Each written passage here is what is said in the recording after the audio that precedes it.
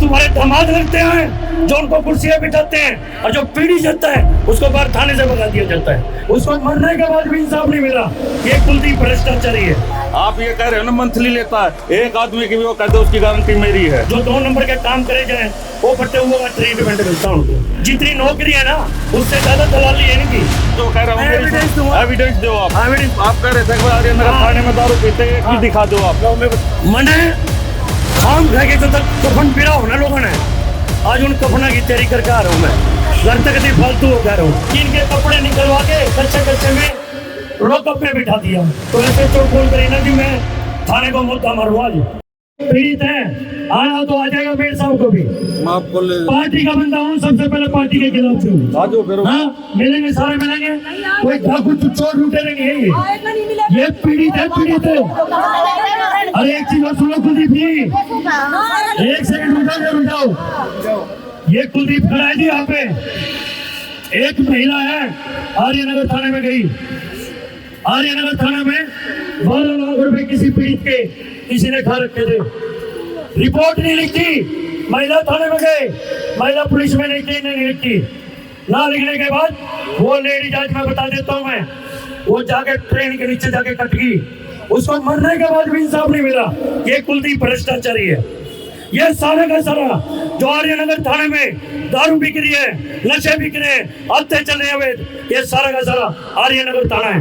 ये भी जितना भी भ्रष्टाचारी है, सबसे नंबर 1 भ्रष्टाचारी है। इसकी रिकॉर्डिंग, इसके एविडेंस मेरे पास है। बिल्कुल दूंगा मैं। जितनी दारू, जितने नशे, जितने हमारे युवा बुजुर्ग नौजवान बर्बाद किए जा रहे हैं, वो सारे चौकी थानों के कारण किए जा रहे हैं। आज एक मैं सिटी थाने के अंदर आज गया, भाई चिंटू की तरह इन बंदों का आपसी एक झगड़ा था, परिवार का झगड़ा था भाइयों का।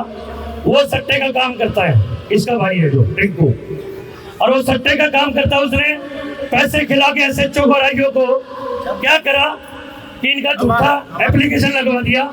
उसकी बीच के द्वारा कपड़े फाड़ के इन पे झूठी एप्लीकेशन दिला दी। एप्लीकेशन दिलाने के बाद क्या काम किया कि इनके कपड़े निकलवा के कच्चे में लॉकअप में बिठा दिया।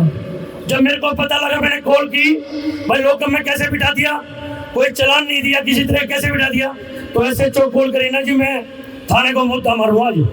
तो जब 2 मिनट में इनको कपड़े पिला दी, इनको घर भेज दिया। 2 दिन मामला ठंडा होगा तो आज फिर सुबह बुला लिया, प्यार से एक बार आ जाओ जी, साइन कर दो समझौते में। उस कर्मवीर आयु ने इनको बिठा के पर्चा भर दिया।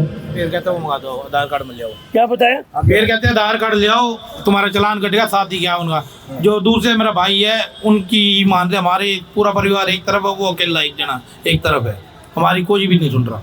फिर एक चीज क्या हुई उसके बाद, जब मेरे को इनका फोन आया तो मैंने कॉल करा, कर्मवीर को नहीं उठाया।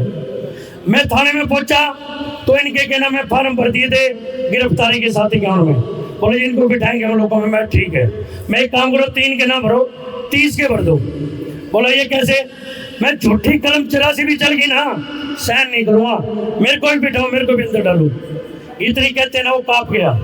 मैं बोला झूठे मुकदमे, पैसे लेके उनसे सटेरियों से, वे तुम्हारे दामाद लगते हैं जो उनको कुर्सियां बिठाते हैं, और जो पीढ़ी जाता है उसको बाहर थाने से भगा दिया जाता है। ये माहौल इन चौकी थानों को है। इन चौकी थानों की मैंने एसपी साहब को भी दे दिए, मुख्यमंत्री साहब को भी दे दिए। इनकी लिस्ट एक की तैयार कर ली है एविडेंस के साथ। आज मुख्यमंत्री से मैं चंडीगढ़ निवास मिलूंगा। जिस भी साथी को, जनता को मेरे साथ चलना है तो मैं लेके चलूंगा। और एक चीज और सुन लो, जब इनके चालान की गई, मैंने एसएचओ को कॉल करी, मेरे पास रिकॉर्डिंग है।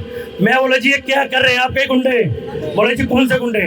मैं जिस तरह के पुलिस कर्मचारी ये बेव कर रहे हैं, मैं झूठा मुकदमा बना रहे हैं। तभी 1 मिनट में उसको कॉल कर दी, बोला इसको जानते भाई, प्रधाना लिया। तो इस तरह के झूठे मुकदमे तो लगाए जाएं, जो 2 नंबर के काम करे जाएं, वो फटे हुए का ट्रीटमेंट मिलता है उनको। क्यों? कारण क्या है? जितनी नौकरी है ना उससे ज्यादा दलाली है इनकी। एक मैंने किला रोड का मामला एक्सपोज करा है, मैं बताना चाहता हूँ। मैं एसपी साहब से मिला, उनसे पहले मैं मुख्यमंत्री जी से मिला, तो मुख्यमंत्री जी ने एसपी साहब को कॉल दे दी। एसपी साहब के पास गया, एसपी साहब ने एक टीम गठित कर दी, जिसमें हमारे डीएसपी सापला राकेश मलिक जी को कर दिया। छापे मारने गई, होली वाले दिन किला रोड पे एक बंदे की तो 8,500 रुपये मिट कमीशन है महीने की दारू बेचने पे, दूसरे की 15,000 रुपए है, वो भुक्की का काम करता है और दारू बेचता है। जब एक को पहले किला रोड के इंचार्ज का कॉल चला गया, भाई क्या नाम ऐसे रेड पड़ने लग रही है, वो तो हो गया फुर, वो तो किसी होली मिलन समारोह में था। एक के जिससे 75 पेटी पाई, उसकी 2 पेटी ढाली और उसको बाकी कहना उसको कर दिया, उसको रुपये लेके जेब में डाल के चले गए। सारा सिस्टम फिर ये सिस्टम के लिए मैं राज्यसभा चुनाव था, उससे एक दिन पहले सीएम साहब को मिला। मैं सीएम साहब बाकी फेल हो गया आपका भी सिस्टम। बोला क्या हो जी, मैं आप अपने एसपी को बोल दी, एसपी साहब ने टीम गठित कर दी, हमारे राकेश मलिक डीएसपी को लगा दिया नार्को टीम में, वो छापे मारते हैं तो जिस भी थाने और चौकी के उसमें जाते हैं उनको पहले ही गोल चली जाती है। क्यों? लोकल पुलिस का तो सारा ले गए चौकी थाने में, फिर उन्होंने मेरे को सीएम फ्लाइंग कर दिया। वो काम चालू हो रही है शहर के अंदर, या तो अपने अपने बचा लिए भाई कुलदीप। जिस तरीके से मैं तेरे से यहाँ सफाई नहीं लूंगा, मेरे पे केस करिए, ना मने नहीं चाहिए। और जितना तू पालिका बाजार के अंदर कर रहे है, अपने एविडेंस कहीं से दियो, हमारे पास सबूत है, सारे तेरे सेफ हो रहे हैं और इस चीज में सबूत मेरे में लेके बैठा हूँ और बाई नेम दे रहा हूँ और पूरे के पूरे चौकी थाना के ले रहा हूँ। और जितने नशा जो तक आपके माइक के लिए नहीं है, हम पीड़ित करें नहीं करें। माइक के ऊपर आप पब्लिसिटी करने के लिए जो कह रहे हो, मेरी सुनो पूरे आर्य नगर के थाने की मैं गारंटी लेता हूँ। आप ये कह रहे हो ना मंथली लेता है, एक आदमी की भी वो कह दो उसकी गारंटी मेरी है। लेकिन यहाँ पब्लिक के रोड के ऊपर है ना, पब्लिसिटी करने की कोई जरूरत नहीं। करो कर लियो, मैं एविडेंस दूंगा। मैं जो कह रहा हूँ मेरी सुनो, एविडेंस दो आप। पब्लिक के सुनो बात, हाँ बोलो। पब्लिक के आप अपनी बातों कर रहे हैं यहाँ पर, नहीं थाने की शह पे 2 नंबर का नशा रोहतक के अंदर हो रहा है और आपकी नाक के नीचे हो रहा है। आप आर्यनगर थाने की, आर्यनगर थाना, कोई भी दारू आप कह रहे थे कि आर्यनगर थाने में दारू पीते, एक भी दिखा दो आप। मैं बताता हूँ। हाँ आज मैं बताता हूँ भाई, उल्टा कॉम्प्लेक्स में आर्यनगर थाना है और बीजेपी दफ्तर है। भाई आप तो एक चीज सोच ले, 9 मन तो लकड़ी सामग्री कफन दरकार हो, मने खाम खा के जो तक कफन पिरा हो ना लोगों ने, आज उन कफना की तैयारी करके आ रहा हूँ मैं। घर तक कभी फालतू हो कह रहा हूँ, अपने बच्चों ने क्या कह रहा हूँ। और दूसरी सुन ले,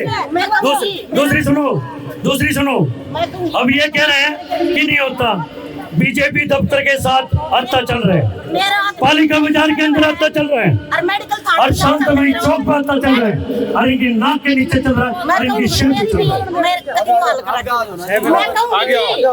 मेडिकल इलाज चला मेरा और मेरा आदमी दूसरी के गिल रहा है, जमादार गिल है और मेरा मेडिकल थाना में ना, उसमें मेडिकल में इलाज चल रहा है। मैं और मेरे बेटा रोक दिया थाना में, लेडी पुलिस ने और रुपया भर दिया उनने। मेरा इलाज कैसा, मैंने इतनी बीमार होली, मैं नली रुका है मेरी और मैं तो रोक दी, कोई छुटवानी नहीं पता था। मोबाइल खोस लिया मेरा, अब मोबाइल खोस लिया मेरा और दोनों माँ बेटा दूसरा कमरा में रोक दिया। मेरे कागज भी से मेरे पास मेडिकल का, मैं डॉक्टर का नाम भी बता दूंगी, राजेश राजपूत का इलाज चला मेरे द्वारा और फिर भी रोक दी मैंने। जब मेडिकल में पैसा भर दे मेरा आदमी रोज जमादार नहीं और मैंने जब रोक दी है, जब मेरा इलाज सारा थाना में उसका चाल लंबा सारे जगह मैंने कर करके देख लिया कोशिश, मेरी कोई सुनाई नहीं होती।